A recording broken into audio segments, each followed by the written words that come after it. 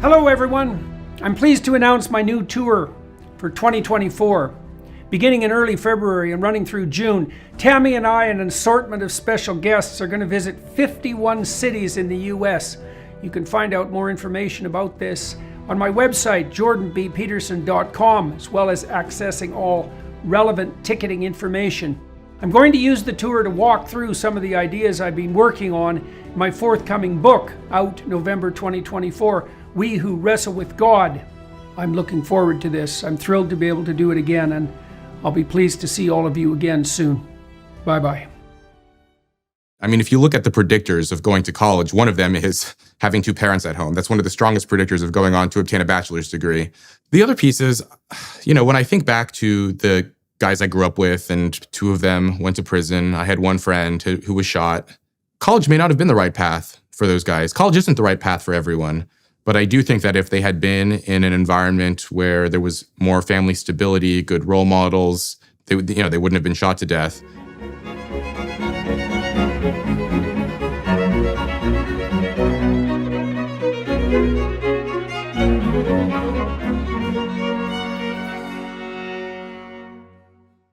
Hello, everybody. I'm talking today to Dr. Rob Henderson, who's a novelist and a public intellectual, a psychologist, and author of the recent book, Troubled, a memoir of foster care, family, and social class, which was released in February. And we really talk about not so much his book exactly, although also that, but Rob's experience growing up in the foster care system in the United States, in California, and his transformation, sequential transformations of personality and status as he moved from the foster care system, very fragmented and chaotic childhood upbringing, into the military, and then to Yale and to Cambridge. And so quite an upward arc on the academic and intellectual side. And we review his book, the autobiography that's laid out in this book, talking about his early experiences and concentrating as well on his developing ideas of family fragmentation and the manner in which that fragmentation has been aided and abetted by the same elites, essentially, that Rob studied with at Yale and perhaps to a lesser degree at Cambridge.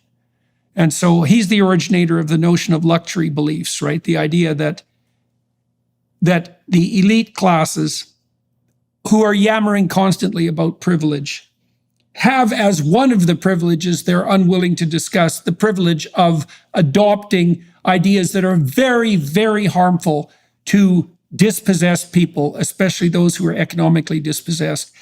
They have these ideas of unstable family structure, for example, that when implemented in the real world are absolutely catastrophic. And so we talk about that too. And so join us for that. So I just reread your book, Troubled, a memoir of foster care, family, and social class last week. And I found some topics that I'd really like to zero in on. But the first thing I'd like to know is when exactly was your book published and how is it doing?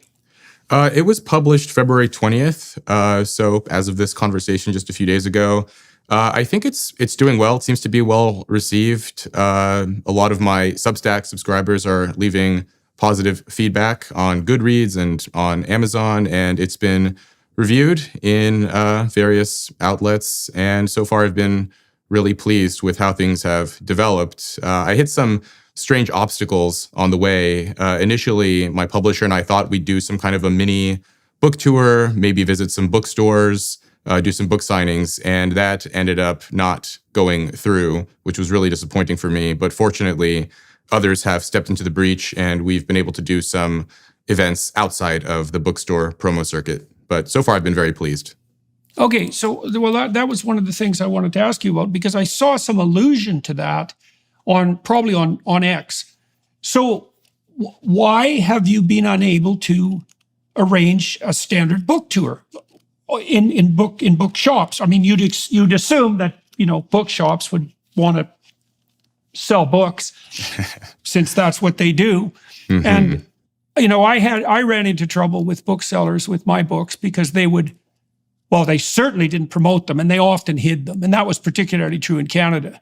Mm. Now, what effect that had is hard to say. It might have had a positive effect, all things considered, because it was publicized. But still, to call it appalling is to say almost nothing. It's this kind of underground shadow banning that seems to be a characteristic of our age. Okay, so what exactly happened to you, and how do you explain it? Because you'd think that if your book would have been published in the 60s, it would have been something like a clarion call to the left, right? Because you grew up under restricted circumstances, to say the least, and it's a tale of you prevailing despite that. It isn't the sort of book that you would think would attract censorship attention. Like, you're not the guy to attract that attention fundamentally. So why don't you walk me through that? Tell me what you make of it. Yeah, it was a surprise to me. I didn't think that my book was particularly controversial, but perhaps my sense of these things, I don't know how much it can be trusted, because the line is always moving constantly as far as what's acceptable versus unacceptable, and the line around political correctness and so forth. But I think the message in my book was perhaps to some degree unfashionable. I write in the book about the importance of responsibility, taking control of your life. In the later chapters of the book, I discuss some of the phenomena around elite universities, the self-inflicted controversies at Yale and some of the other Ivy League schools. I describe luxury beliefs and point out some of the hypocrisy of the elites. And I think a lot of people who run bookstores maybe didn't like that message very much. It's not a very trendy message to describe, because I don't attribute a lot of the difficulties that my friends and I experienced growing up to systemic forces or to other fashionable sources, and so as a it's your result diagnosis of the problem. My diagnosis of the problem. Well, I focus a lot on family and the deterioration of family, and that is that's not a topic that a lot of educated elites want to talk about. So that's one possibility for what was happening with the bookstores and why I got frozen out. The other is the associations that I have, some of the endorsements. So the back of the book, I have endorsements from people like Nicholas Christakis, and people like J.D. Vance. And there's a blurb from you as well, Dr. Peterson. Oh, that'll do it. Well, a friend of mine actually showed me. He was at a bookstore recently, and he showed me that there's a sticker. There's the book, and then they have the sticker of the book, the bookstore price with their logo. And there were 2 copies of my book, and it was your name carefully covered with these stickers of the bookstore, just covering Jordan B. Peterson. And if it was one book, maybe a coincidence. Both books, I thought that was intentional. And so I think that as well. But the thing is, even that, I think those 2 possible reasons are intertwined, because you deliver this message as well about responsibility, of family, of, I think you and I, we discuss a lot of the same issues and a lot of the same social ills that are plaguing society. And so the bookstore promo circuit was shocking to me, because I thought that I would have been kind of the right person to do that. There are sort of big name people, there are certain people, certain authors, if they were to do a book signing at a bookstore, it wouldn't work because they're too famous and too well known, and the store would just get overrun. And then on the other hand, there are authors who don't have a lot of traction online, not a lot of presence in social media and so on, and they wouldn't be able to attract very many people to come for a signing. Whereas for someone like me, I've done a few events now. I'm out here in New York, and I can attract a few dozen people, and that's roughly the right kind of crowd you would expect for a bookstore signing. And yet they had no interest. But, I would look at other authors who are doing bookstore signings, and they, even if they don't have the same online presence as me, they have messages that the legacy media really like. There's that recent memoir in defense of polyamory, of open marriages, of and these bookstores love to host authors like that, because it's provocative and interesting, and it promotes a certain dogma. And my book is not like that, and I think that's one possible reason they didn't want me. Well, one of the things about your book is that in many ways, it's not political. No, I mean, my sense of your book was that you detailed out the consequence of having your family life fragmented, and the consequences you observed in the kids that you associated with of having their family lives fragmented, right? And you weren't, most of what you said by doing so was implicit rather than explicit, right? You grounded the arguments in your lived experience, so to speak. I mean, that's not all you do because, well, you also make reference to the relevant research literature. But it's appalling indeed that you're not encouraged to tell your story, because it's a very interesting story and anyone with any sense would pay attention to it. I'll tell you part of the reason it struck me, but maybe what I'll let you do first, why don't you just tell everybody who's watching and listening, just give them an outline of the book's structure, and so they'll have a better sense, if they haven't read the book, of what we're talking about. So it's an autobiography, but why don't you take it from the top and just walk people through it?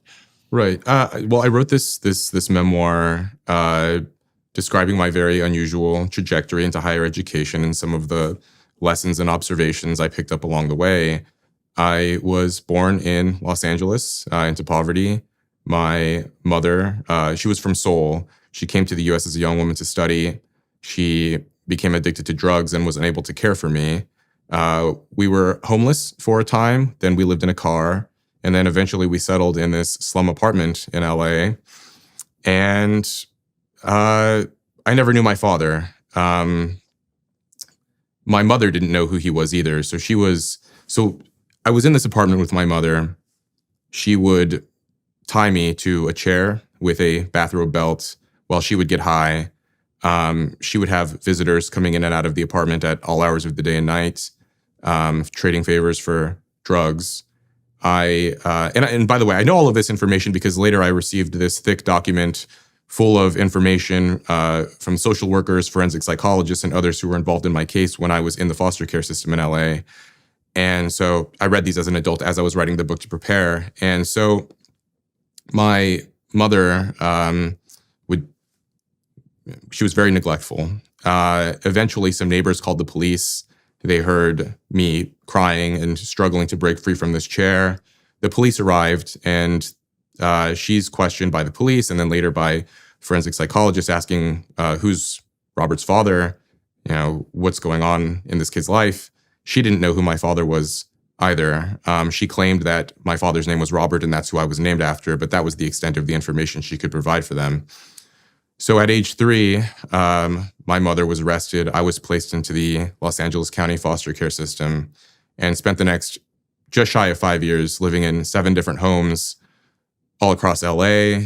And how old were you when that happened, when you were taken away from her? I was 3 years old. I was 3. 3, yeah, okay, yeah. And then you spent the next 7 years in a combination of homes. In a variety of different homes. Later, I did get some information about my birth father. So I actually took a 23andMe genetic ancestry test last year. Went my whole life not knowing this, but I'm half Hispanic on my father's side. And I made this joke. I posted this on X that I wish I had known this when I was applying to colleges. But a friend of mine, I showed him the results, and he was like, "Okay, so you were sort of Asian mixed race." He was like, "You went to bed white adjacent, and you woke up as an underrepresented minority." But I didn't know this, and so spent. I lived in El Monte, in San Gabriel Valley. These are kind of rundown areas in Los Angeles. Some of these foster homes had upwards of 8 to 10 kids living in them. LA is one of the most overburdened. I mean, the foster system in the US in general is extremely stressed as a system, but LA, it's especially bad. So I remember some of these homes, we'd have 4 kids to a room. It was two bunk beds, 2 kids on the top bunk, 2 kids on the bottom. There are just so many children who need homes and not very many foster parents available. And so the tacit agreement seems to be that, as long as kids are being fed and aren't actively being abused, that it's better for them to be in one of these homes than to be sleeping on the street, which is true. But the system is extremely disorderly, and it's just impossible to supply care for that many kids for a limited number of adults. And so I document these experiences in these homes. It was difficult for me for a lot of reasons, but one reason was the level of uncertainty and instability, because not only would I not know how long I would be in any particular home, but sometimes I'd enter a foster home and I'd befriend some of the other kids there, and then they would be taken.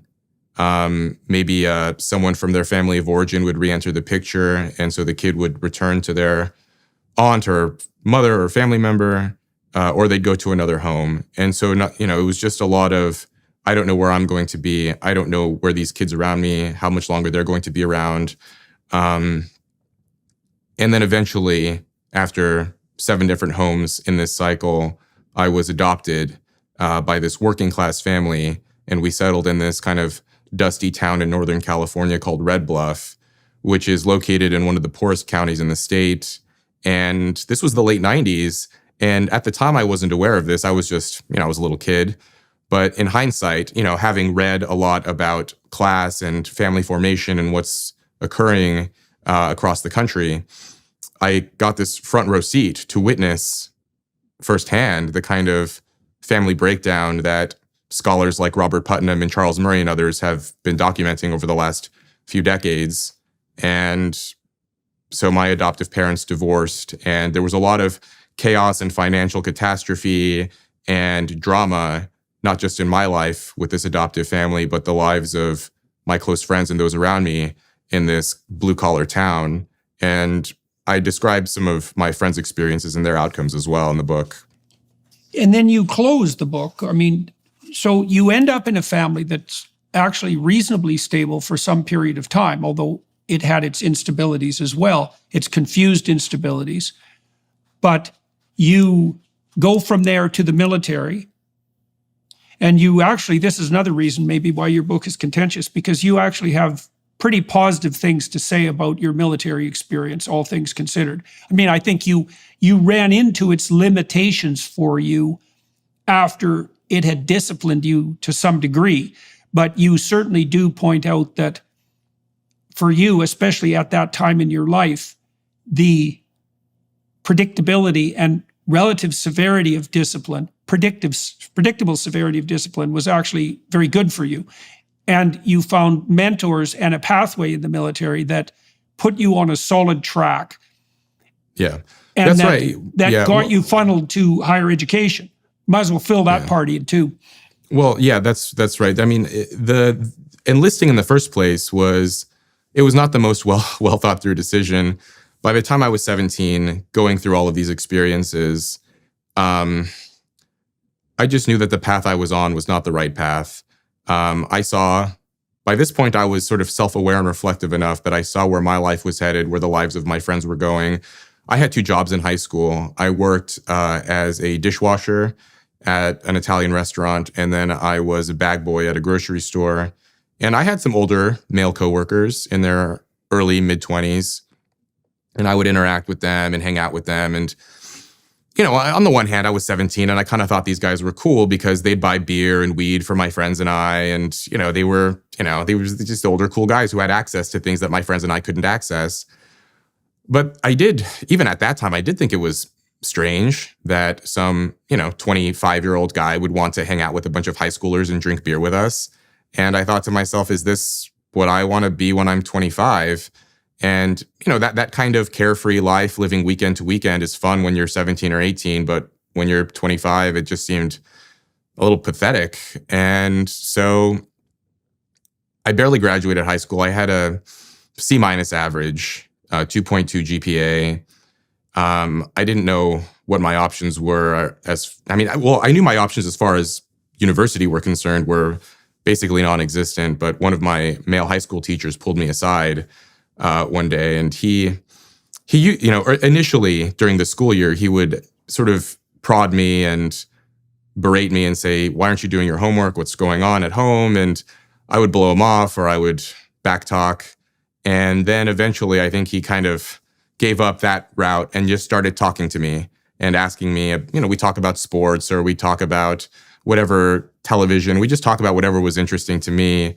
And one day he showed me a picture of himself in an Air Force uniform on his computer. He pulled up this photo and he basically said, "This might be an option for you." He said, "I can tell that you're not academically focused at the moment, but I can tell you're a smart kid and this might be a good option for you." And so that was one of the things that planted the idea in my mind. There were others as well. I lived with my friend and his brother my senior year of high school, and their father had also been in the Air Force, and he tossed that idea out to me. And so there were these kind of male figures in my life, not quite role models, but just older male figures that I trusted. And at that time, I probably wasn't aware of this, but I was longing for that kind of guidance from some older male mentor or figure, just someone who could give me some advice on what I should be doing with my life. I didn't have a father. I had no male presence at home.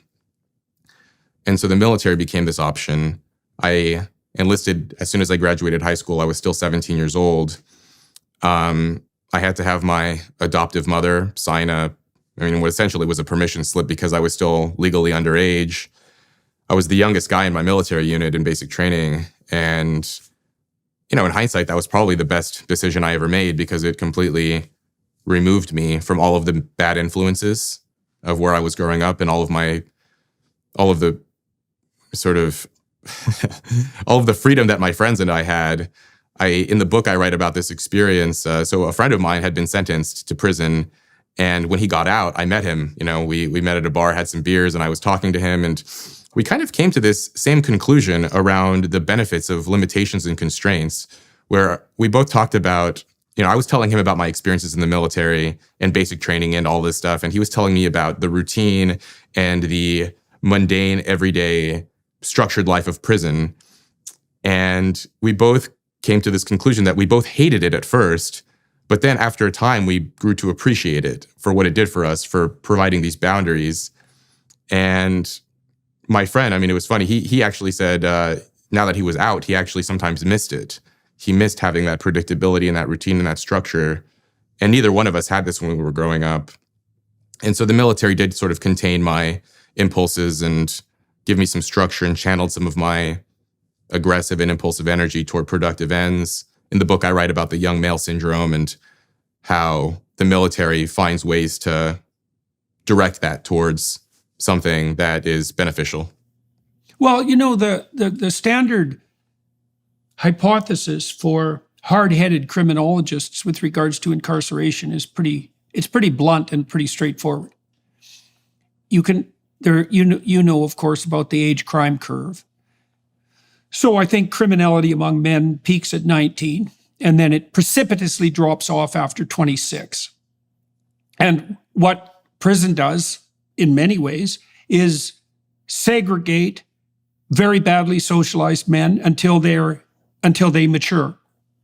Now, it doesn't do an optimal job of that, but the standard penological doctrine is it isn't rehabilitation even. It's housing, especially for the repeat offenders. It's housing till they say burn out, but that isn't really what happens. They don't burn out, they mature.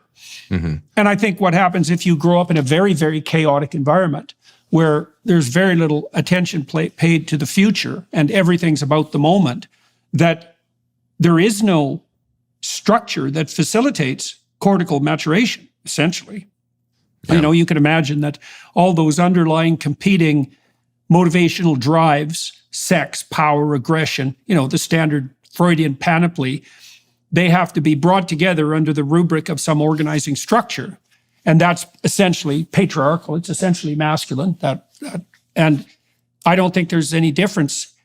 Freud talked about inhibition of aggression and inhibition of sexuality, but that's not a smart way of thinking about it. That was a major error on Freud's part because it's not inhibition, it's integration and it's maturation. And the cortex is an inhibitory organ, but it's an integrating organ more than anything else. And part of the reason that you were crying out, I would say, in the book for guidance is because you were looking for a story that represented a mode of being that is in fact the pathway to maturity. So here's a definition of maturity. I'll try this out on you and you can tell me what you think about it. So the more immature you are, the more you're dominated by motivational and emotional drives. and they have a very short-term time horizon. The time horizon is basically now. So if you're anxious, you want to stop being anxious now. If you're in an incentive reward state, excited and enthusiastic, you want gratification now. And now means what's pleasurable in the moment. What maturation means is what works for you in the widest variety of situations over the longest possible span of time. But it also means something else. It means what's good for you and everyone around you in multiple situations for the longest period of time. Now, you need a certain amount of stability in your environment for an attitude like that to even pay off. But I don't think there's any difference between that expansion of time frame and the integration of lower order drives and emotions and maturation. I think those are all the same thing. And if you're in a chaotic environment, see, the other thing too, and this is something that's relevant about your memoirs, my sense has always been that a child that's neurologically intact needs one good model. That's enough. And like, you can derive it various ways. You derived it partly from reading, but then you put it together piecemeal from the fragments of people you met as well, right? Zero role models is a catastrophe. And part of the problem with fragmented families is that zero role models is frequently the case. Yeah. And so there's just nothing for a young person to grab onto. The other thing that struck me there's many things that struck about your book. Another one of the things that struck me too is that, and I learned this a while back, is that schools are absolutely appalling beyond comprehension at helping young children plan. I built a program online called Future Authoring that helps people plan. And if you give that program to young men before they go to college, this is especially true for ones that don't have a very good academic background. If they sit down and write a plan for 90 minutes, unsupervised, with no feedback on the plan, they're 50% less likely to drop out. Wow. Yeah, no kidding. No kidding. 50%. Like, it's insane. And what that points to is the fact that no one ever sat them down and said, okay, kid, where do you want to be? You could be somewhere in 5 years. That's the first thing to announce. Like, you could take control of your life and you could be somewhere in 5 years. If you could be there, where would it be? Now, I noticed in your book, when people did point that out to you, that was like a life raft for you. And you make that point clear with the story about seeing the older guy that you talked about in uniform. Like, it's something, isn't it? It's some vision of at least a possible future. Right. Yeah. Yeah. And it was, I didn't have a lot of stable guidance. Like you said, it was fragmentary. It was through books, through pop culture, through some of the people around me. But yeah, I mean, on the point around schools, I remember so in the book, I think it's quite clear that I'd always had some academic inclination. I was probably more oriented towards academics than my friends, but my academic performance was responsive to how stable my home life was. When there was stability at home and predictability and adults providing some oversight, my grades improved and I started to become more focused on homework and tests. But then inevitably there were so many reversals and upheavals, and my grades responded to that as well. And by the time I reached high school, my grades were in the toilet. So I did pretty well in middle school, and I got placed into these advanced courses in high school, and I was placed into chemistry, which was one of the advanced science courses. And once, this is kind of where my head was at when I was, 14 or 15 years old, was the class was difficult, and I didn't want to put in the effort. And I had no adults around me saying, you need to do this, you need to put in the effort. And, so impulsive 15-year-old kid, I went to my guidance counselor and said, oh, I want to be put into the lower level science course. And he gave me this, this spiel about how, it's going to throw off your academic trajectory, but, here's this paper. If you can have someone sign it, that's fine. And so I forged my mom's signature and went into the lower level science course. And that was the extent of it. And, when you're a kid without much in the way of guidance or mentorship or role models, it's very easy to make unwise decisions like that. And I did that repeatedly. Well, the issue in that situation is quite clear.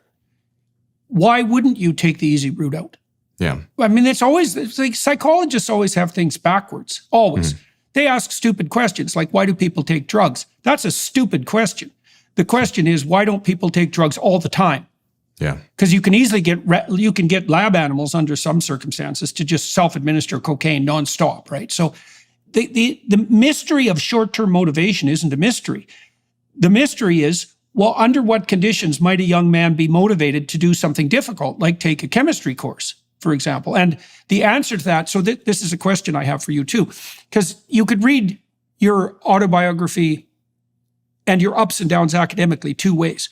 You could say, and this is the way you lean, so that's partly why I want to ask you the question, your grades varied with the stability of your environment. But I'm wondering to what degree your grades varied with the, what would you say, attractiveness of the vision that you saw. Because like when you got to the military and you saw a career in front of you, for example, you buckled down and worked like mad. Now, I know you also had the stability there, but it's not easy it's not easy to discriminate between the conditions that enable people to thrive, because they can see that they're making sacrifices towards something they have clearly come to value, versus they're supported by people in a stable environment. So I'm wondering about your thoughts on that. I like that distinction. I mean, perhaps sort of implicitly or unconsciously, I was longing for that long-term vision, but I would just say, like, in the moment, it was, I don't think very many 17 or 18-year-olds are really thinking that far ahead into the future in a sort of a deliberate, intentional sense. I really think it was about sort of responding to the incentives of the moment. And one of the things the military did, and one, good parenting and good sort of adults and mentors do, is sort of contain that energy so that once the young person reaches the point where they have the ability to reflect and consider the future, you sort of shepherd them to that point, and now they can sort of think about their own futures and what they want for their lives. Whereas for me, it was more just about making bad decisions and containing that to reach that point. Financial experts thought we were in the clear. While these experts anticipated rate cuts, inflation in the United States is still a significant economic concern. Think about it. The US is in the hole by $34 trillion, and yet we keep printing money, which pushes the prices you pay every day even higher. So you can bury your head in the sand, or you can do something about it. Diversify a portion of your savings into gold with Birch Gold Group. Gold is your hedge against inflation, and Birch Gold makes it easy to own. They'll help you convert your existing IRA or 401k into a tax-sheltered IRA in gold, and you won't pay a penny out of pocket. Make gold part of your savings strategy and buy it from Birch Gold. They've been the exclusive gold partner of the Daily Wire for over 7 years now, literally helping thousands of our listeners, and they can help you too. Make gold part of your savings strategy and buy it from Birch Gold. They've been the exclusive gold partner of the Daily Wire for over 7 years now, literally helping thousands of our listeners, and they can help you too. Text Jordan to 989898 and get your free info kit on gold. Then talk to a precious metal specialist about protecting your savings from persistent inflation with gold. Text Jordan to 989898 now. Right. Okay. Well, so we could say that in a stable environment, maybe this is a way of rectifying the two perspectives or reconciling them. You could say that in a stable, well-run household, the value of the future is implicit in the rituals of the household, right? Like the household itself, the reason we would regard it as well-run and stable is because it does take a long-term view. And and your point is, go ahead. Well, as you're saying this, and then even as I'm thinking about my own answer, I'm realizing I'm actually leaning more and more towards your point now, and a story just occurred to me that I tell in the book, actually. So there was a period in my adolescence where there was some stability. My adoptive mother entered a relationship with this woman, and they raised me from roughly age 9 to 13, and with some hiccups along the way and after. But I remember I was 13 years old, and my mother and her partner, Shelley, they, I had some chores and some responsibilities around the house, but they wanted me to build a fire in the mornings so that the house would be warm by the time they got up at 7 o'clock to get ready for work. So they asked me to get up at 5:45, 5:30 and do this for them because, heating a home with firewood was less expensive than central heating. And Northern California can get a bit frosty in the winters. And I remember I argued with them about this and I was angry. This idea that I had to get up so much earlier than everyone else in the house. And my mom and Shelley sat me down, and I'm 13 years old. And again, I probably wasn't thinking that much about the future. But they used this, they said, Shelley, she sat me down. She said, your mom and I work all day to pay the bills. And, you're getting older and you need to contribute to the house. And they said, you're the man of the house.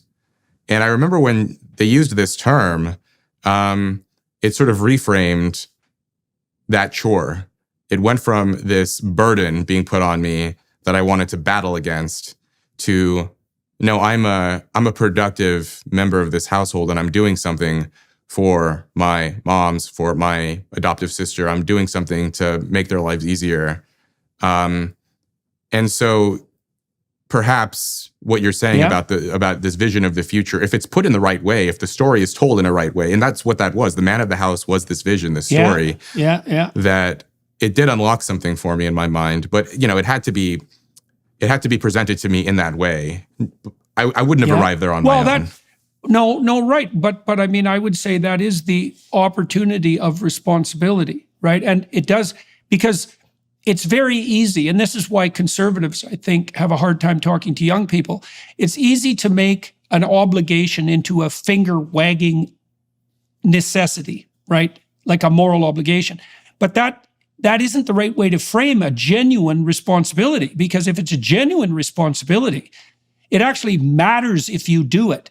And the reason it matters is because if you don't do it, things actually don't go well. Like there's a value to your sacrifice. That's a good way of thinking about it. And they did strike the right chord with you. And I remember that part of your book because what they indicated to you was that was a way of signaling your mature worth, not of signaling it. I don't want to use that language, of expanding yourself up into that role. And so how long did you light the fire, and how did you feel about doing that? It was for that entire winter, and actually even the winter after that. And I felt great about doing it after that. I mean, day to day, it was, obnoxious and burdensome. And, there were mornings I woke up and wished I didn't have to do it. But when I would see, my mom and Shelley and everyone in the house wake up after me, and, the house was warm and I could see that, and people were comfortable. And, when I woke up, it was freezing. And then when they woke up, it was warm. And I would go to school in the mornings with that knowledge. And I felt good about myself for doing that. Yeah, and that was one of the bright spots. See, that's very that's so interesting, right? Because that shows you too that the idea that you're inhibiting your impulsiveness is not right. What you're doing is you're transforming the idea of responsibility into an incentive reward, technically, by associating with an overarching goal, but a genuine goal. And you might say, well, goals are arbitrary. It's a moral relativism argument, but they're not arbitrary because, for example, if the house is cold, then people suffer. Now, you could say, well, that's arbitrary too. But, if you're the sort of person who thinks that suffering is arbitrary and you can make relative arguments about it, there's no sense talking to you anyways, because it's just not going to go anywhere. But it's so interesting to see that, the proper framing of that task I understand the fact that it was still difficult. You still had to get up in the morning when it was cold and light the fire, Yeah. So it didn't change the proximal discomfort, but they awakened you to a higher order way of apprehending your environment, and it's clearly the case. It's continually the case through your autobiography that when someone opens a door like that for you in a way that got to you, that you found credible, that you're instantly motivated. You even did that to yourself to some degree with reading. Mm-hmm, mm-hmm.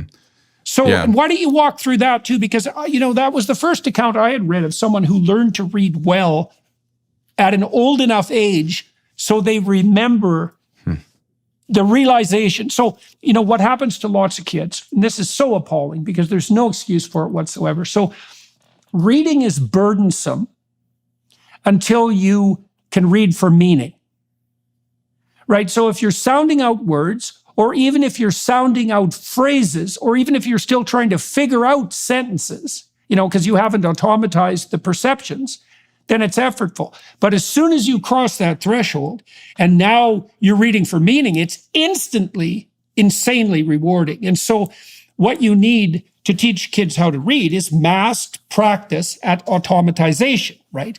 So they need to see B's, P's, Q's, and D's 10,000 times so that they build a neural circuit that just recognizes letters, recognizes 2-letter combinations, 3-letter combinations, common words, then common phrases. That's about when you get to be an expert reader. But you can remember actually working through that yourself. So why don't you tell the story about learning to read, why you decided to do that, and then also what reading did for you. Right. Yeah, I didn't learn to read until I was 7. And, most people have memories of age 7, and that was an important memory for me. So I was changing schools every 3 to 6 months, changing homes, and no one read to me. And so I had to teach myself. I remember it being I remember just being embarrassed initially. By that point, 2nd grade, teachers would start to call on kids to read aloud in class. And, I would make a joke or say I didn't bring the right book, or I would find ways to get out of it. But I remember at one point, my teacher said, she asked me what I wanted to be when I grew up. And I think I said I wanted to be a scientist. And this was because I'd caught some bit of Bill Nye the Science Guy on TV back in the 90s at this time. And, she said, if you want to be a scientist, you have to learn to read. And I said, Bill Nye never reads. And, she said, well, he doesn't read on TV, but, every scientist has to learn to read. And so okay, so if I want to be a scientist, I have to read. It sounds like, and then by that point, I started to piece together that really, if you wanted to be anything, you have to read. And so the teacher let me borrow some kindergarten level books. I took them home and slowly worked my way through it. And, I knew the alphabet and I knew how to sound out each letter. But it took a lot of effort to get to that breakthrough point that you just mentioned of, okay, here are the individual letters, and then here are the words, and then you put the words together. And then after working through that repeatedly, again, with books meant for 4 and 5-year-olds, and I'm 7, finally it started to click, and I could see the images in my mind of, okay, now things are clicking for me, and there's a story being told here. But I didn't even understand that that's what I was supposed to be doing when I was reading. I would listen to stories that others would tell me when they would read. Yeah. I wonder if that's the point where the auditory and the visual cortex are now, there's an overlap area, between them. And the overlap areas between the higher order areas of the cortex are the areas that Alexander Luria, the great Russian neuropsychologist, identified with consciousness per se. I wonder if that breakthrough moment when because that was quite striking in your book, because you said you remember when you became proficient enough at reading, which is really an auditory phenomenon, right? So you're using your eyes as ears when you're reading. And then all of a sudden it's hooked to your visual imagination, right? That connection emerges. It's got to be an overlapping system. So now the words can activate the images. And that's when true understanding begins. It was very interesting to me to see that you could actually remember when that happened. But it's a sad thing, this is an unforgivable failing of the education system, because computerized tutors could teach every child to automatize letter and word recognition. Oh, it's like the smart kids, the higher IQ kids, are going to learn to automatize faster. But it would be a rare kid indeed who wouldn't get there with sufficient mass practice. And computers are so good at that, so good at presenting rewarding. And that's all you need. You just need that immediate feedback. Now, see, you said something very interesting in that story too, because you linked your motivation once again to something approximating a vision or a plan. You said you had nursed as a child, even though it was just more or less a casual encounter with Bill Nye, you thought, well, maybe a scientist is something I could be. Right. Okay, so now that gleamed as a distal vision. And then the teacher informed you that you were going to have to learn to read, because you got to ask yourself, what in the world was it that actually compelled you to swallow your pride and admit that you could only read kindergarten books? That's a tough blow. And it's really easy for kids who should have learned something earlier to do everything they can not to admit that to themselves, because it's embarrassing. So, but you did admit it to yourself, and then you went and you actually studied, which is by yourself, which is actually quite a difficult thing to do when you're not extracting out meaning from the words. Do you remember at that time, was it because you had, I don't want to put hypotheses into your mind, but what do you think it was that actually motivated you to do that work? Well, I think a part of it was maybe a sort of a baser motivation of just not wanting to be embarrassed in class anymore when the teachers would call on me to read. Wanting to keep up with the other kids, being able to communicate with, because kids would talk about books or, be able to make friends and to not be, this oddball kid who always had to find ways to skirt the coursework. And then, yes, seeing people on TV or movies and these images of people who seem to be interesting and successful and so on. And that seemed like something I aspired to something like that. I mean, it's funny, like you mentioned, high IQ kids can sort of find their way into teaching themselves to read and going down that path. And that is what I did. But I mean, it's funny. So right around this time when I was teaching myself to read, I was doing so badly in school that the teacher and my social worker, they thought that I might have had a learning disability. And again, I was changing schools all the time and changing homes. And, in hindsight, I thought it was a little bit, it's ridiculous that, you have this young boy who's not doing well in school, and instead of sort of investigating this, living in foster care and all of the instability and disorder, the response was to medicalize it or to put some kind of diagnostic label on it. And, fortunately, so they sent this psychologist to the home, and I took this test and I actually scored just below average. So I was in the range of normal. And part of the reason I scored so low, I did okay on the other portions, the other subdomains of the test, but the verbal score was really low. And that's because I didn't know how to read. And some of the questions I gave this half-hearted effort. It was a very sort of messy, my responses to this. And again, I have the files and the reports from this period. And so, it's just, coincidence or, very fortunate, I guess, that I scored just high enough to avoid being labeled and medicalized and so on. But one of the points I try to make in the book as well, the question around IQ and nature and nurture and so on is that having curiosity and academic aptitude is necessary but not sufficient to do well in school. And so I had the sort of raw ingredients, but that's just one portion of it. You also need it to be channeled. You need all of the other things you and I have been discussing. And I didn't have any of that. And so it wasn't until I was in an environment where, in order for my habits to have been stable and predictable, I needed to be in an environment that was stable and predictable. And once I reached that environment, then those good qualities started to shine through. They shined through on occasion when I was in school, but it wasn't the same. And so, yeah, the reading portion was important. Once I learned to read, that became a source of comfort, and it was soothing for me. Once I started to go to school libraries, check out books, I started to read biographies and memoirs, and this was a way for me to, I was sort of drawn to people who also had undergone and risen above difficult circumstances. And I didn't know at that time, I wasn't consciously aware that I was seeking out these stories for some specific reason. But in hindsight, I think I was looking for some kind of inspiration or a source of guidance. Yeah. Yeah. Well, definitely. And unsurprisingly, I mean, that's what stories are for fundamentally. Yeah. And it's not surprising at all that you would gravitate to the ones that bore most specifically on your circumstances. It's also interesting too, that this is part of that interplay between environmental instability and planning.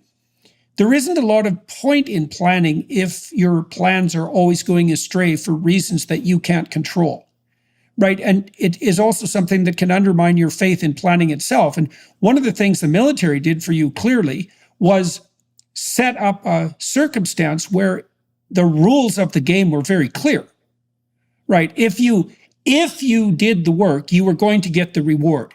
And that actually worked, right? And so you say in your book, for example, that there was at one point, you were promoted much earlier, much more quickly in the training regime than was typical, right? So you could also see a direct payoff there. It's shouldn't say direct. It worked on both ends, say, Jordan. It was the reward was immediate. You perform these tasks in Excel, you'll be rewarded. And then on the other side of that, if you commit these transgressions, if you violate these guidelines, you'll immediately and swiftly be punished. I think both of those things were important. Right. You're sort of definitely. almost trapped. The military is like this, I don't know, like a giant Skinner box or something of like, do this, positive reinforcement, negative, it's all there. And so even something as simple as failing a drug test. So they have these random drug tests. You never know when it's going to occur. If you fail a drug test, you can be court-martialed and go to military prison. Whereas in the outside world, for my friends, for example, who didn't follow that same path, I mean, you can do a lot of drugs. You can have a lot of promiscuous sex. You can commit a lot of crimes and drink and drive. You can do all of these things. And that can carry on for years before finally the consequences arise from that. Whereas the military had this system in place that, if you drink and drive once and you're caught, that's, then it's prison. If you do this, it's the penalties are very explicit, clear, and swift. And so it works on both ends, punishment and reward. And I think both of those pieces in place were important for me. I mean, it's funny. I did do well on the military exams and the promotion, and I was always promoted ahead of schedule. And it's strange because even in those moments, my good and bad qualities kind of shined through. I was promoted early, and I earned those promotions. But as I was writing the book and describing my experiences, it may not have been ideal for me to have achieved promotion so early, because in the military, at least in the Air Force at this time, once you reach a certain rank, they allow you to move off base and get a house or a place outside in the civilian world. You still go to the base for work when you're on duty, but then you go home to your residence. And so I got promoted very quickly. And when I was 19, I got a house with some friends off base. And we turned this into like this giant kind of party house. And that allowed me to make bad decisions and drink a lot and get into trouble. And so strangely, it's almost sort of ironic that the fact that I was able to excel led to this point where I was able to be in a position of complete freedom again and again start to make self-defeating decisions. So anyway. We are in the midst of Lent, the 40 days leading up to Easter. Many Christians are choosing to give up alcohol, social media, and other distractions to focus more on prayer, fasting, and giving. Hallow's annual Pray 40 Challenge is one of their most popular. Last year, over 1 million people joined. This year's Pray 40 Challenge focuses on surrender and includes meditations on the powerful book, He Leadeth Me. This is a story about a priest who became a prisoner and slave in the Soviet Union during the Cold War. His story is one of ultimate surrender, and we are called to surrender our worries, anxieties, problems, and lives to God. There will also be Lent music, Lent-specific Bible stories, and other Lenten prayers like the 7 Last Words of Christ with Jim Caviezel. Hallow is truly transformative and will help you connect with your faith on a deeper level. So what are you waiting for? Join Hallow's Prayer 40 Challenge today. Download the Hallow app at hallow.com/Jordan and you'll get an exclusive 3-month free trial of all 10,000 plus prayers and meditations. That's hallow.com/Jordan. Right. Well, one of the things, okay, so let's talk about the chaos a bit more. Because when I was reading your book, there's certain overlap in our experience. Because I came from a little town, way the hell out in the middle of nowhere, and it was only about 50 years old, and it was a working class community. And most of my friends never went to college or university. A few did, but not many. But there were some important differences between my time of upbringing and yours. Okay, so almost all my parents' friends had intact families. So my mom and dad had, let's say, 5 sets of close family friends. And this was also true for my relatives, by the way, my mom and dad's siblings. So my aunts and my uncles. Virtually no divorce. It was also true for my friends. Now, my relationship with my father was much better than the relationship most of my friends had with their fathers. That was often a consequence of alcoholism. Not always, but often.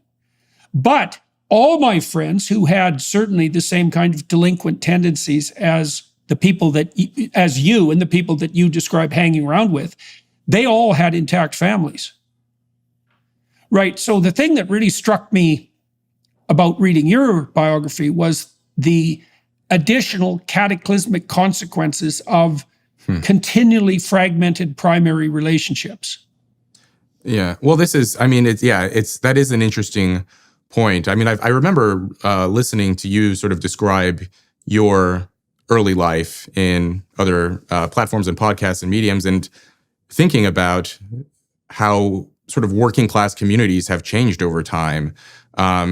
So I cite some statistics from Charles Murray's book, Coming Apart, where, one of the most striking ones from that book is that in 1960, 95% of children born in the US, regardless of social class, socioeconomic status, were raised by both of their birth parents. And by 2005, for the upper class, for people with college-educated parents with white-collar jobs, it dropped from 95% in 1960 to 85% in 2005. So a slight dip, but it's still the norm. 2-parent intact families are the norm in kind of upper and upper middle class areas. Whereas for the working class, it dropped from 95% in 1960 to 30% in 2005. These are non-college educated, blue-collar, working class. And that when I read that statistic, it perfectly reflected my own experiences. Now, post-college, the friends that I have made since, leaving the military and obtaining degrees and so on, all of them without fail have been raised in intact families. And then I think back to Red Bluff and my time there, and I had 5 close friends growing up. I write about some of their experiences in the book. And of the 6 of us, none of us were raised by both of our birth parents. There was me, sort of raised in foster homes in varying states of disorder. I had friends raised by single moms, one friend raised by a single dad, one friend raised by his grandmother because his mom was addicted to drugs and his dad was in prison. And that's like a very common picture now of what these communities look like. I remember seeing an interview with you, Jordan. I don't remember which it was, but you described how family deterioration has sort of hit people based on sort of their level of marginalization and vulnerability and predilections and so forth, and how it sort of hit sort of poor Black families first, and then poor white families, working class families. And now what I was seeing in Red Bluff by the late 90s, even kind of lower middle class families were also kind of deteriorating more and more, sort of creeping more and more upward. But there's still that sort of rarefied upper segment of society, the top quintile, say, the top 20%, that they are almost completely shielded from this and have no exposure to what's happening in the rest of society. Yeah, well, let's go there. I want to walk through your biography a bit more so that we can talk about your experiences with higher education. Maybe we can meld that into what we're going to talk about next. Okay, so I left my little town and got a college education first, and then I went to a fairly large university in Edmonton, and then I went to McGill. And so I was kind of climbing up the ladder of sophistication and educational sophistication and urban size, right? And then I went from McGill to Harvard. And so I came from that little town and hit the top of the academic pyramid. Certainly that was the case in the 1990s, and that was really something. And so I got a chance to see. So in Alberta, in the province I grew up in, there wasn't much of a class structure at all. Alberta was too new to have a class structure. Montreal had a clear class structure, and Boston, of course, much clearer than Montreal even. And so I got to see what it meant that a class structure existed. And one of the things I really came to understand as I progressed through the university system was this warped elitist culture that increasingly came to characterize the universities. And so what I saw, look, a lot of the students I had at Harvard were really top-rate kids. And Harvard in the 90s was a very merit-based institution. Now, if you were a legacy student, if your parents had gone to Harvard, you had an edge at admissions. But even so, the probability that you were going to be a legacy student who couldn't cut it was pretty damn low. So, and the typical student was extremely academically gifted and then good at least two other things, right? So these were stellar students. But the more radical types, they had this proclivity that really disturbed me, which was that having all the privileges of being privileged wasn't nearly enough. They needed to have all the privileges of being privileged and all the privileges of being underprivileged at the same time.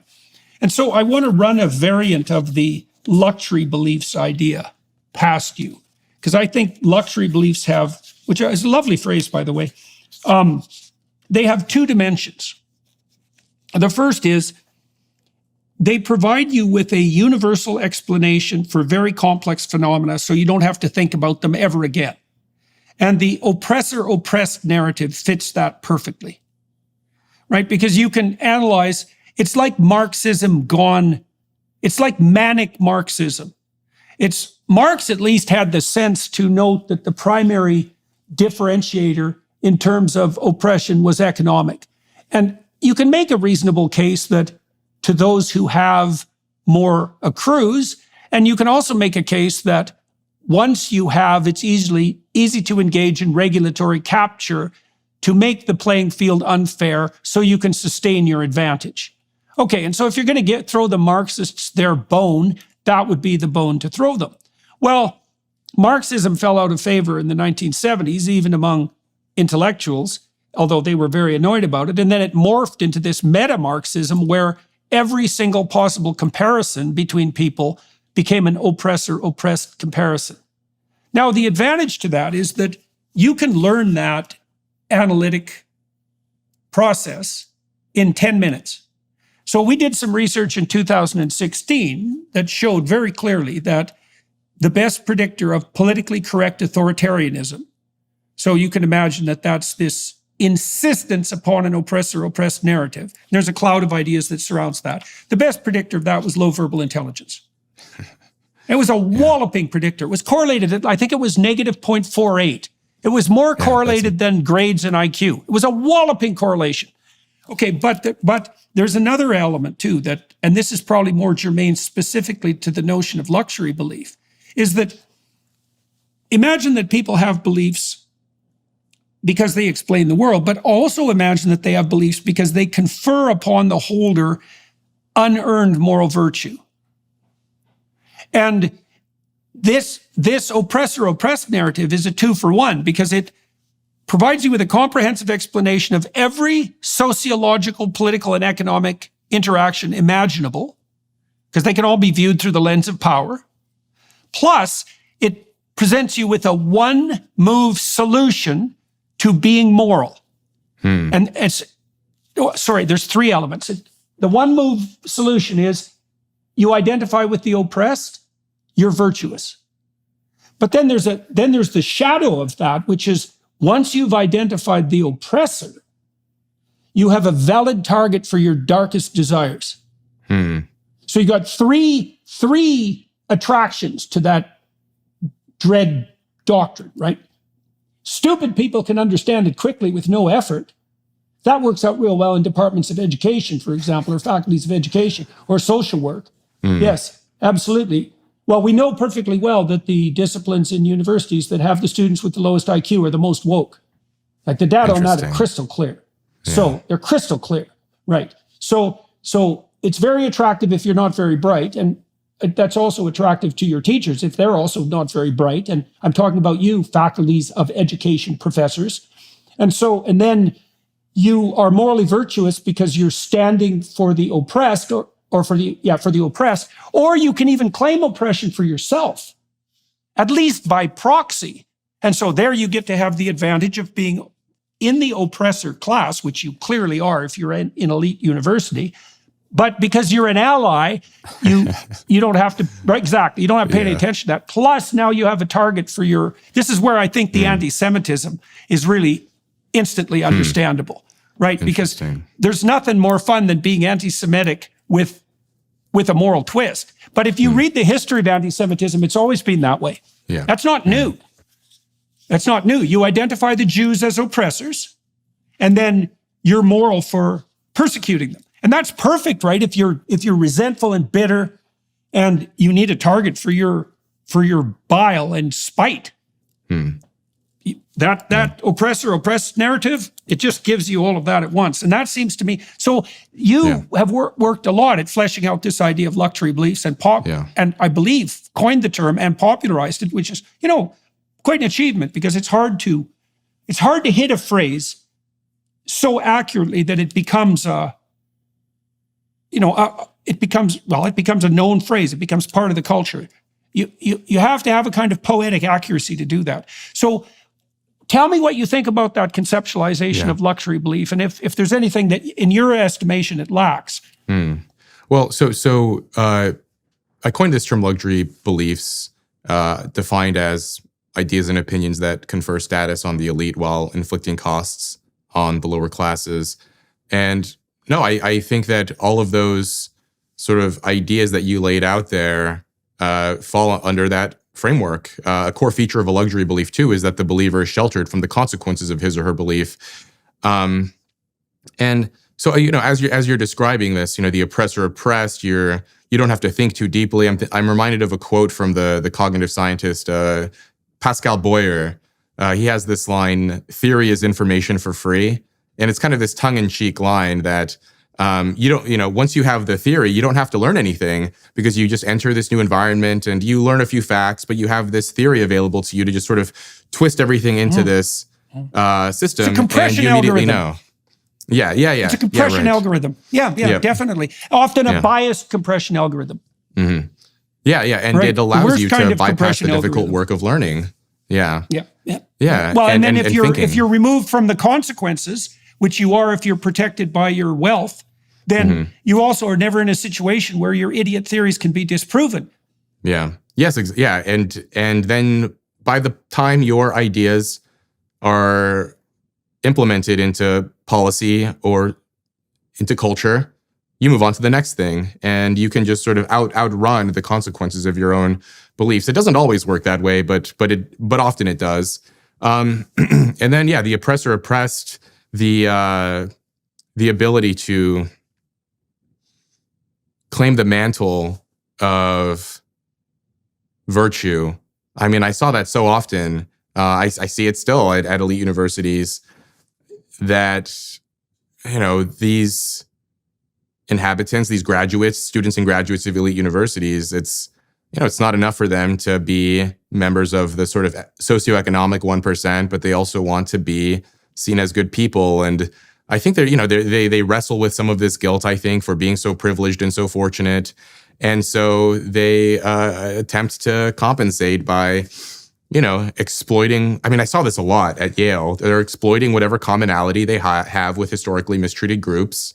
And some of it, honestly, seemed strategic and duplicitous because, these are very competitive institutions, and every edge helps. And so if you can claim to be non-binary, or you can claim to be a member of this or that or the other group, then you can get an edge in a prestigious internship or into the law school of your choice or whatever student organization. Did you know a baby's heart begins to beat at just 3 weeks? At 5 weeks, that heartbeat can be heard on ultrasound, and this can sometimes be their only defense in the womb. That's where Preborn steps in. Preborn rescues 200 babies every day from abortion simply by providing mothers with an ultrasound. After hearing her child's heartbeat and seeing its perfectly formed body in the womb, she's twice as likely to choose life. By 6 weeks, the baby's eyes are forming. By 10 weeks, a baby is able to suck his or her thumb. Preborn needs our help to save these precious lives. For just $28, you could be the difference between the life or death of a child. And if you become a monthly sponsor, you'll receive stories and ultrasound pictures of the lives you helped save. All gifts are tax deductible and 100% of your donation goes towards saving babies. To donate, dial pound 250 and say the keyword baby. That's pound 250 baby. Or go to preborn.com/Jordan. That's preborn.com/Jordan. Well, you can also see how that can produce. So a lot of psychopathology is positive feedback loop gone mad, right? And so you can see a positive feedback loop there because the ideology tilts in the direction of privileging marginalization. Well, then all you have to do is claim marginalization to become privileged. Well, then the thing is just like, you're just done, especially as you pointed out, when the really competitive types, and there's nothing, I mean, one of the real advantages to the US elite, let's say, is their insanely driven competitiveness. But look the hell out if that's taken a bent turn, because now it's going to be, well, it's so interesting too, because as you point out, it's competition for marginalization without bearing any of the costs of marginalization. Right, so that's a pretty good deal, and there are probably more nefarious things going under the surface too, like reproduction, interference with reproduction of other people is a mating strategy. It's a reproductive strategy, and so God only knows how deep that goes. Just very. So I did read this study. His name escapes me, but he's a professor, I believe, at the Columbia Business School, and it's really interesting. So he did this study of students at elite universities and their willingness to disclose marginalized identities. And what he found was that for the identity categories that the elite care a lot about, that they claim are beleaguered and disadvantaged and oppressed and so on, sexuality, ethnicity, orientation, those things, that students at elite universities are not concealing those identities, that typically in public settings they are willing to discuss these aspects of their identity. There was only one marginalized identity that students were very reluctant to discuss publicly at elite universities in those settings.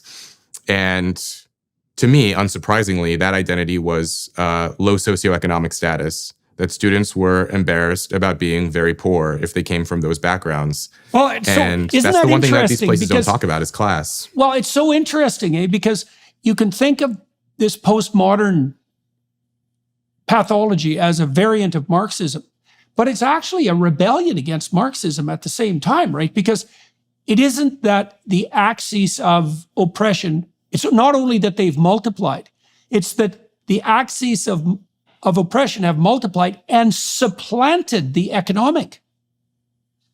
Right? So the one axis where the oppressor-oppressed narrative can probably obtain the most purchase is the one that has the least cachet. So if you're poor and white, it's irrelevant. The fact that you're poor is irrelevant. Yeah. Right. I mean, even if Now, you're poor and non-white, honestly, I mean, it's really interesting, these institutions where there's a lot of even that. There's a lot of embarrassment about being very rich. So students aren't going to brag about coming from very wealthy families. They'll conceal that identity.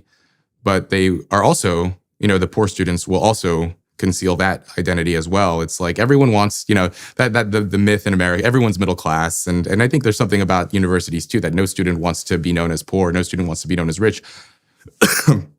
But being poor is that is like you're describing, that is actually something that Marx got right, that actually being very poor is very difficult, especially in the modern West, that these other identities, we've gone a long way to becoming more tolerant and welcoming and so on. But being poor, regardless of time and place, it's always difficult. And that's the one thing that these universities and the students within them don't want to discuss or concentrate on.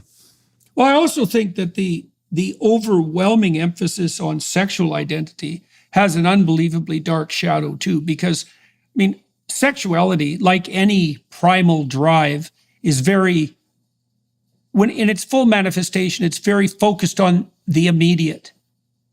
Now, everyone knows that sexuality, like aggression, can be exploitative. In fact, the woke types squeak about that all the time because they view most heterosexual normativity as exploitative sexuality. They're perfectly aware that sexuality can be exploitative.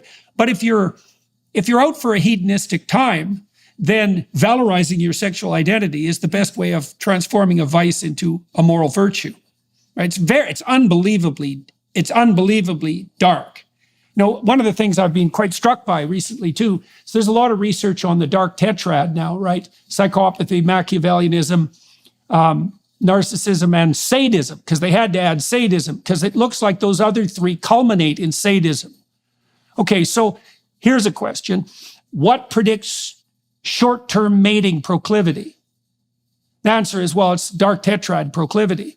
And that's related to something even more deep biologically, because there's two types of reproductive strategy. There's K and R. And K means carrying capacity, and R means just reproduction. Like a mosquito is an R reproducer. So it has like 1 million offspring and like one lives. Human beings are the ultimate exemplar of K strategizers. Very few offspring, extremely high investment. But then within human beings, there are K and R reproducers. And the R reproducers are the dark tetrad types. And so you can't have sexual licentiousness on the basis of identity without inviting in the sadistic psychopaths. So that's another fun little twist on the luxury belief phenomenon. On this idea of, defining, it's what I find interesting about people who want to speak and proclaim about their identities around sexual orientation is many people are happy to identify with this sexual orientation or that, but very few people seem to be willing or eager to be identified with their actual sexual history in terms of their actual behavior. And I'm thinking here around this idea around slut shaming, or around how many partners you've had, or what young people now call body count. There's a lot of concern around, don't speak about that, don't shame people for but it's interesting because people will identify with the label, but then disavow the action around the label or any label really, their sexual history. Well, I would say as a clinician, I would say the rationale for that's quite clear, because look, one of the best predictors, one of the most reliable correlates and predictors of later criminality is early promiscuity. And that's been known for like 40 years. And it's partly because the psychopathic, narcissistic, Machiavellian sadists exploit other people and themselves for sexual gratification. Well, the reason that there's a brouhaha about slut shaming is because the hedonistic narcissists don't want to be called out for their behavior. And so what they do is they make being held responsible for their own deviant and exploitative behavior, they make being called out on that a moral failing of the person they're accusing. Yeah. Which is a really interesting maneuver. And it reminds me of, there was a big study in 2020, which found that so this was on the dark triad. Sadism wasn't studied in this particular paper, but they found that the dark triad traits correlated with victim signaling. Yeah, well, that's a typical cluster B. It's typical cluster B psychopathology. It's like the way that you cover up your predation with the claim of being victimization. A victim. Right. Absolutely. Absolutely.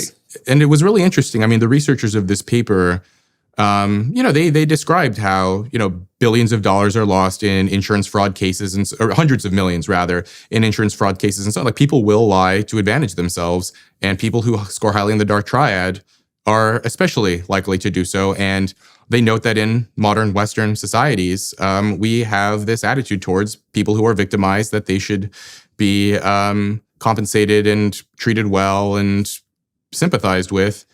And people who are high on the dark triad are very good at sort of monitoring their environment and looking at what strategies they can execute to extract some kind of social or professional or sexual reward. And now more and more, it's claiming the mantle of victimhood, which is, I guess it's important to be clear that it's not that people who are actually victimized are likely to score high on the dark triad. It's that people high on the dark triad are very manipulative and aware that now pretending, like wearing the camouflage of victimhood can be advantageous. And, it's tricky as a society because we want to sympathize with victims, but also we want to be aware of the dark triad types. No one likes to talk about life insurance, but it's incredibly important and you need to include it in your financial planning this year. Start shopping now with Policy Genius. Find the right policy to protect your family today and give yourself the peace of mind that comes with knowing that if something were to happen to you, your family can cover all their expenses while getting back on their feet. Policy Genius's technology makes comparing life insurance quotes from America's top insurers easy in just a few clicks. You already have a life insurance policy through work, but that might not offer enough protection for your family's needs, and it may not follow you if you leave your job. You need a backup plan. With Policy Genius, you can find life insurance policies that start at just $292 per year for $1 million of coverage. Some options offer same-day approval and avoid unnecessary medical exams.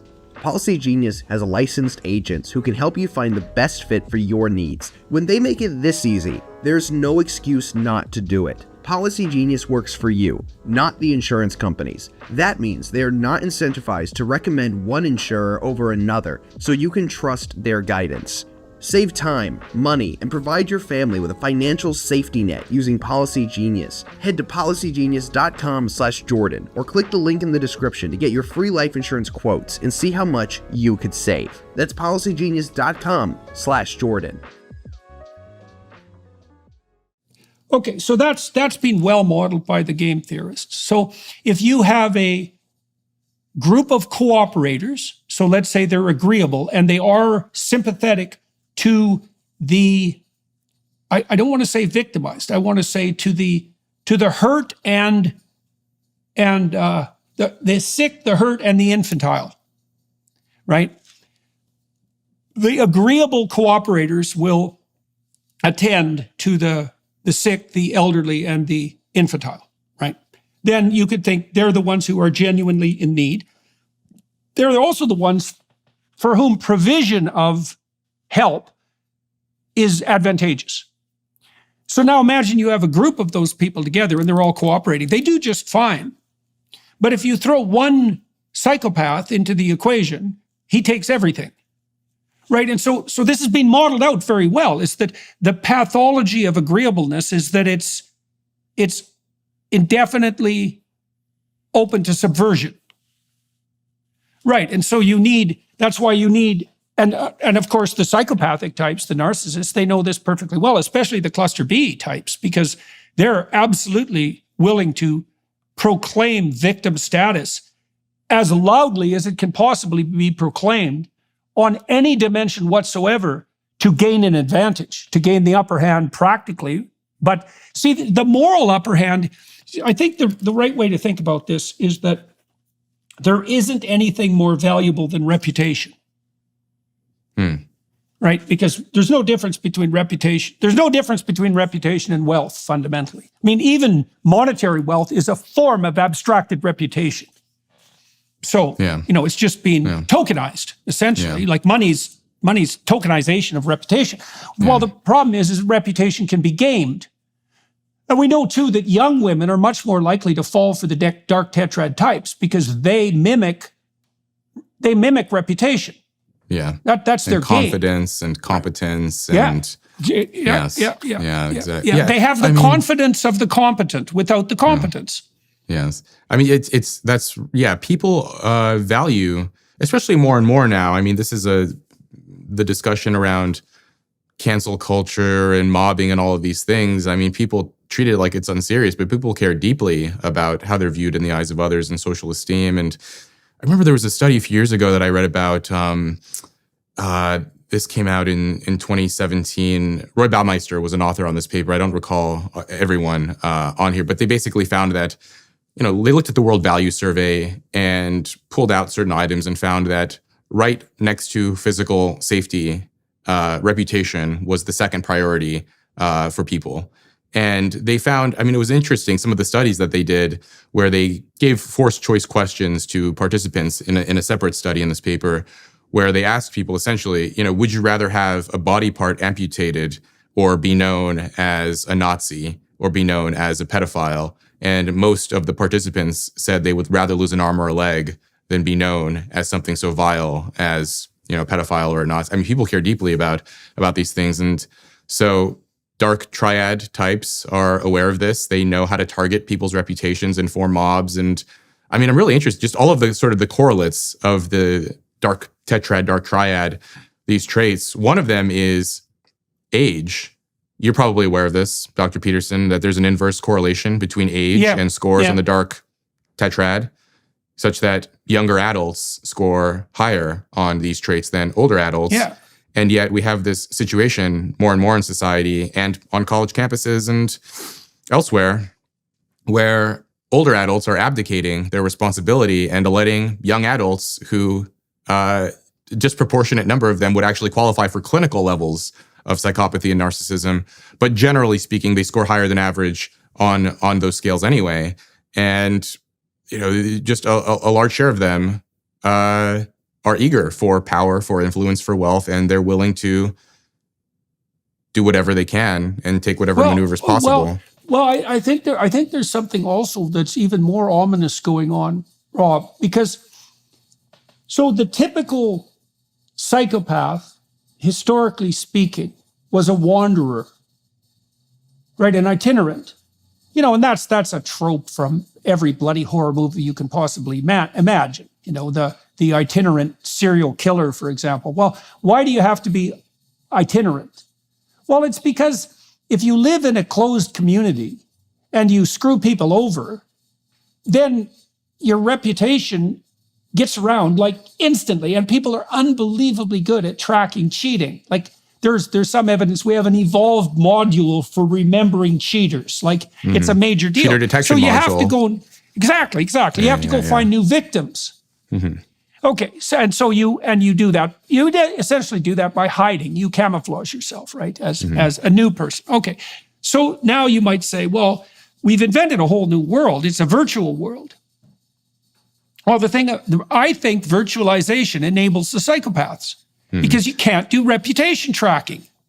Yeah. And God only knows how dangerous that is. It's happening online, of course. It's happening even in the real world. I know we touched on this in the last time you and I spoke on your show about dating apps, but one of the things that those things allow for, it's an online platform, but it allows people to meet in real life, is that now dark triad types, dark tetrad types are able to essentially have multiple partners in non-overlapping social circles. So in the past, if you wanted to sleep around, word would get out and you'd develop a reputation as a scoundrel or a philanderer or so on. Whereas now you can have multiple different partners who don't know one another, who aren't a member of your social circle. They are not members of one another's social circles. And none of them are aware of what's going on. And this allows psychopathic types to indulge their appetites with no penalties, no reputational penalties. Probably also generates it even worse, right? Because you could imagine the borderline cases. So, and those would even be young men to some degree because they're tilted more in the narcissistic and psychopathic direction. And that would also be a consequence of incomplete cortical maturation. Now, the problem with the what would you say, consequence-free dating is that there's no price to be paid for your philandering. And now, so then the question is, what do you become if you practice predatory sexuality? And the answer is, well, clearly you tilt yourself in the psychopathic direction because what you're doing technically is deriving immediate gratification with no reputational or practical responsibility. And the people who are advertising for hedonism, see, I just watched Cabaret. Have you watched the movie Cabaret? I haven't seen it. Okay. I would highly recommend it. It's about the Weimar Republic in Germany, and it's about a cabaret. It's about a young woman who's a cluster B type, who wants to be a movie actress, who's running down the hedonistic road at a cabaret. And she's quite promiscuous and deluded and clueless. And she has her little coterie of followers, and she performs at a cabaret. And like many cluster B people, especially the histrionic types, she's got a certain degree of artistic talent. And that goes along with that fluidity of identity, because artists are shape changers, obviously. And so, anyways, the movie tracks her descent along with people she more or less pulls along with her. But what's very interesting about it is that the director does a brilliant job of this, is that the Nazis are in the background constantly, right? So there's this immense tension between this hedonism, this unbridled, hedonistic, short-term lifestyle that's hypothetically free and enlightened, like the luxury belief types, and the Nazis who are waiting in the wing. And I've been trying to puzzle this out conceptually. So imagine that a large proportion of the population devolves towards impulsive sensuality. Okay, it's a responsibility-less mode of being. Okay, but as your book indicates, things fall apart because of that. Well, when things fall apart, there's an unconscious clamor for the tyrant, right? So you get this hedonism tyranny dynamic. Now you see the same thing in the movie Pinocchio. You remember in Pinocchio, the delinquent boys go to Pleasure Island, right? But underneath are the slavers who turn them into braying jackasses. It's the same, and that movie was put out, by the way, just before the Second World War, right? So they had their finger on the pulse. But so there's this insistence in classic stories that hedonism and tyranny go hand in hand, right? It's bread and circuses to some degree in the Roman emperors, right? But it's deeper than that. It's that if the entire population insists upon maintaining immaturity and the hedonistic gratification that goes along with that, there will inevitably be a corresponding demand from the unconscious to elevate the figure of the missing authority figure, right? The missing authority to maintain order. I read this study. I think he's a Danish psychologist, Michael Bang Peterson, and some of his co-authors. Where the study was on populism, and what he found was that it was a study on populism, on status. They had a variety of different measures, but one of the things the study concluded, they had measures of the need for social status, the desire for dominance, the proclivity to be interested in populism, and he found this inverse correlation between the drive for status and the interest in populism. And what he basically concluded, him and his co-authors, was that people who support populism, they themselves aren't actually that interested in status. What they want is a strong leader.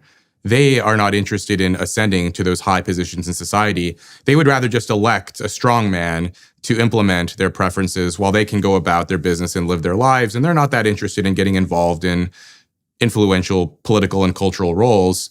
Whereas people who are very opposed to populism have a strong desire for status, and they don't like the idea of a strong man.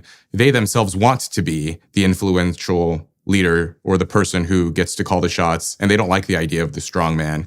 And I'm thinking about what you're describing, that the kinds of people who are tilting more and more towards populism, they're looking at their lives and they're not seeing their preferences and values reflected in the communities around them, of families deteriorating and communities suffering and people out of work and jobless and addicted to drugs and so on. And maybe they themselves aren't interested in a political career, but if they hear someone say how they're going to fix things and clean things up, they'll vote for that person.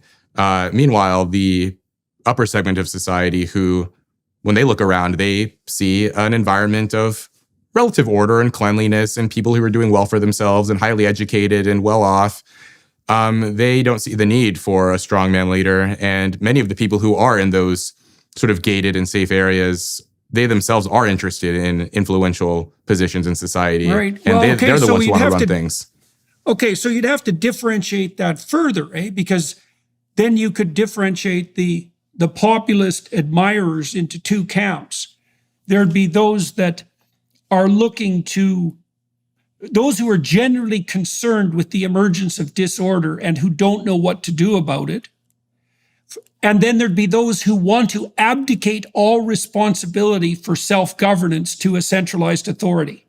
Interesting. Right, exactly. Now, on the wealthy side, you'd have the same kind of division. You'd have the people who genuinely want to take responsibility for the political, and those who are opposed to populists because that's competition for their psychopathic power seeking. Yes. That sounds right. Yeah, so there's a sort of a benevolent and malevolent side of both of those. Both, yes, exactly. Well, and I haven't seen any psychological research pertaining to the relationship between impulsive hedonism and admiration for more authoritarian beliefs. I haven't seen. It'd be I haven't very seen any interesting to research on see that either. tested. No, I've seen nothing. I've seen nothing like that, right? Because Yeah. and that's, well, there's lots of things that psychologists do a very bad job of studying, and certainly left-wing authoritarianism is like very high up there on the list. And so the other thing I was curious about, something you said earlier, that I've really been struck in recent years by the willingness of the left in particular. And these are the leftists who I think are part of the camp that you described as the elitists who want it all, right? They're very willing to sacrifice the poor to their hypothetical ideals, right? And so I've also seen no research at all. Like, I'm very curious to know if what the cloud of meaning around these so-called luxury beliefs might be.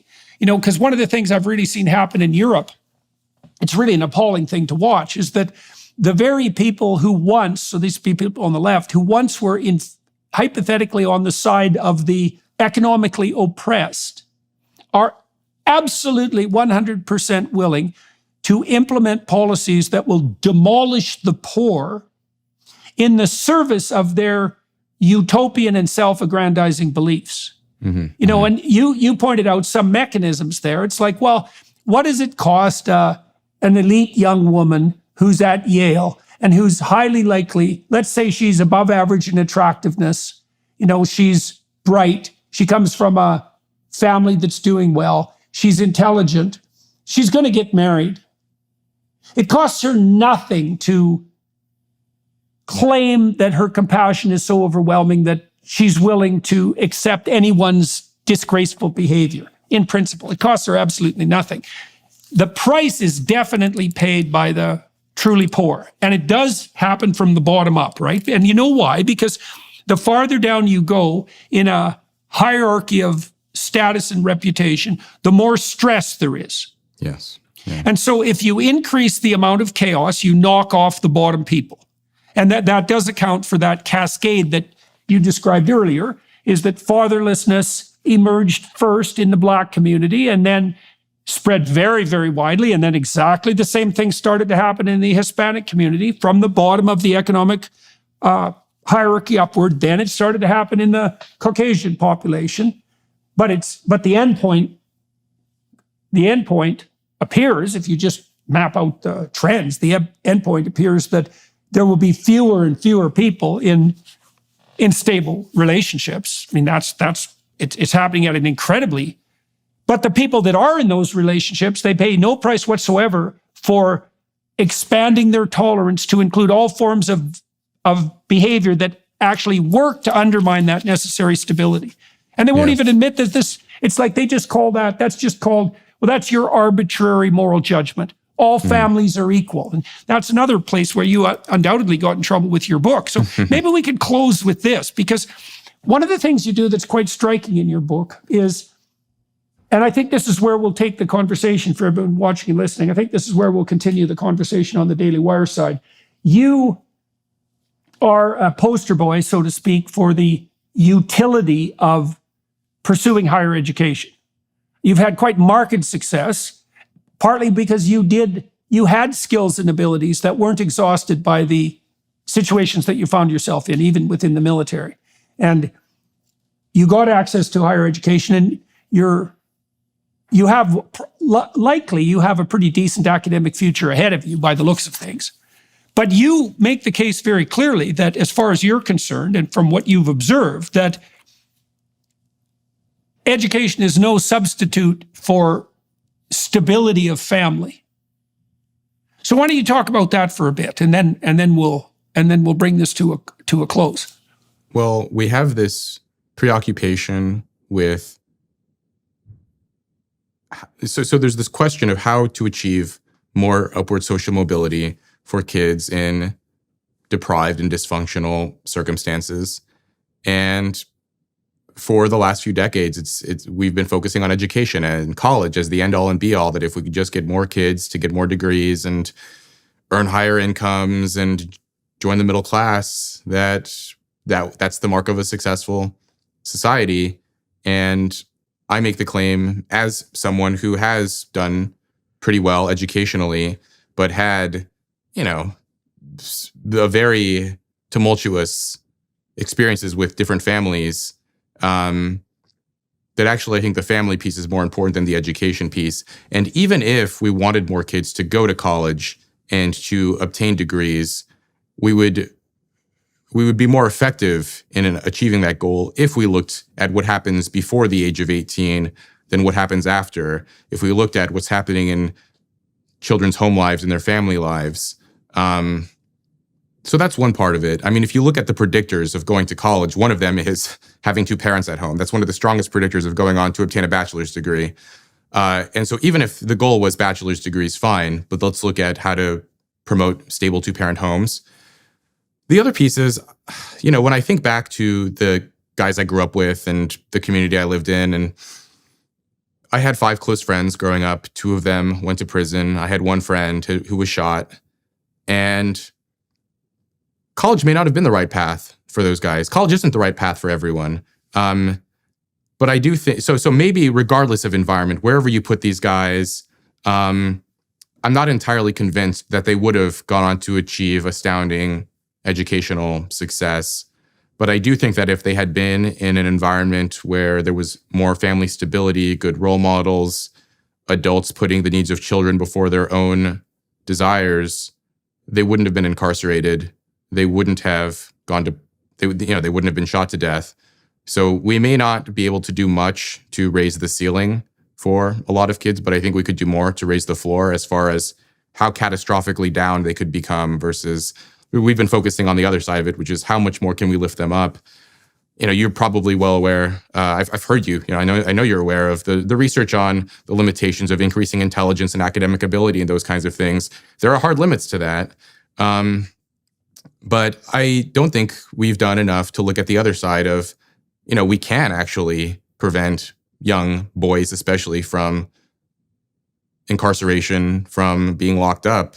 One of the statistics I cite in the book is that only 3% of children in foster care graduate from college, whereas 60% of boys in foster care are later incarcerated. And I don't know if we can we could probably do more to get more kids from those backgrounds into universities, but we should also be focusing on how to prevent those kids from living in such dysfunctional and deprived circumstances in the first place that lead them to jail and to prison. And ultimately, the book is a kind of implicit defense of family from an author who really didn't have one, and that we could be expanding our area of concern beyond just the educational. I'm grateful to have achieved the success that I have, and it's better than not having those things. But towards the end of the book, I do say that, when I think back to the good memories I had from my upbringing, I would trade all of it. I would trade all of the educational credentials and accolades and so on to have just had a more sort of stable, normal, conventional upbringing. Yep. Yeah. And well, I think we'll delve into that a bit more. Yeah. Okay, well, thank you very much. And for all of you watching and listening, that Troubled is a very interesting book. And I think it gets the meta story right. We've wrestled with this issue, for example, at this Alliance for Responsible Citizenship that I've been building with some other people. And one of the more contentious streams of discussion we've had was with regard to family policy. And we settled on the agreement, hard fought, that the nuclear family is the minimal ideal that can sustain society. It might not be sufficient even. There's a lot of stress on nuclear families. It might not be enough, but once you fragment below nuclear family, you're playing with fire. You're playing with serious fire, And there's a dark side too to that. Another dark side to that luxury belief thing. It's like you might think that people want wealth for comfort and opportunity, but they also want wealth for comparative status. And it's very much advantageous for the psychopathic wealthy to ensure that the fragmented masses are so chaotic that they don't get to have what the rich have.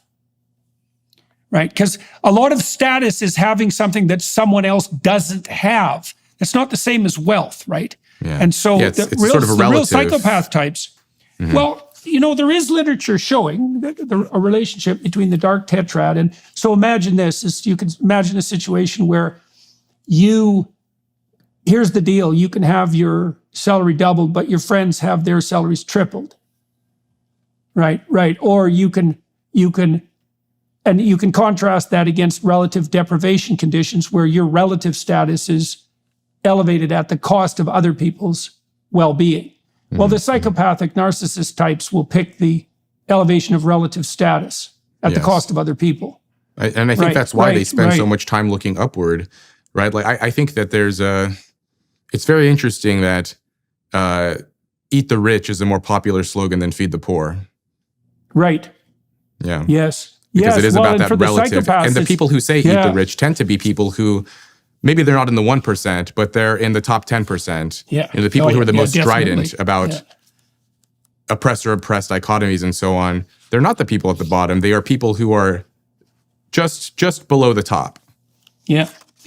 Well, and it's eat the rich is a lie. It's eat the competent. That's really what they mean. Yeah. And that's the real rallying cry of the real narcissistic psychopath. It's like devour the competent. And when you say, if I say to someone who's competent, you just got everything you have by stealing it, that means it's perfectly, not only is legitimate for me to steal it, if I'm oppressed, it's actually morally obligatory for me to steal it, right? That's a very dangerous situation. That's exactly what was set up in the early Soviet Union. Exactly that. And the psychopaths came out of the woodwork, man, and they just turned that whole society into hell. Yeah. Right. Same thing in Maoist China, in the Cambodian genocide. Yeah. I mean, if you want, this kind of veer off topic, but the Cambodian genocide is fascinating because they basically speed ran communism and compressed all the horrors of the Soviet Union into about 3 years, and they killed a third of the country's population. Horrifying. I mean, yeah, it's absurd that we don't have more education around what happened in communist societies, but that's an aside. It is quite the stunning miracle of stupidity. That's for sure. All right, sir. Well, thank you to everyone watching and listening to this discussion today. I'm going to continue to talk to Rob on the Daily Wire side. I think we'll delve into slightly more personal matters on that side because I'm curious to find out. Well, I'm curious to talk a little bit more about research hypotheses. Since I don't have the opportunity to do that much now that I'm no longer working for a university. But I'm also curious about finding out a little bit more about what you think the lasting effects for you have been as a consequence of being raised in an environment where long-term relationships were tenuous, to say the least. So that's what we're going to do on the Daily Wire side. So you guys are welcome to join us for that. And thank you very much, Rob. It's a pleasure talking to you. I'm glad to hear that despite the fact that you don't get to do a book tour, that at least not to bookstores, that your book is doing well. And I think it'll continue to do well. So, and hopefully this podcast will help to some degree for that. And everybody watching, listening, thank you very much for your time and attention, and to the Daily Wire Plus people for making this possible. That's also much appreciated. Good to talk to you. Thank you, Dr. Peterson. It's a pleasure.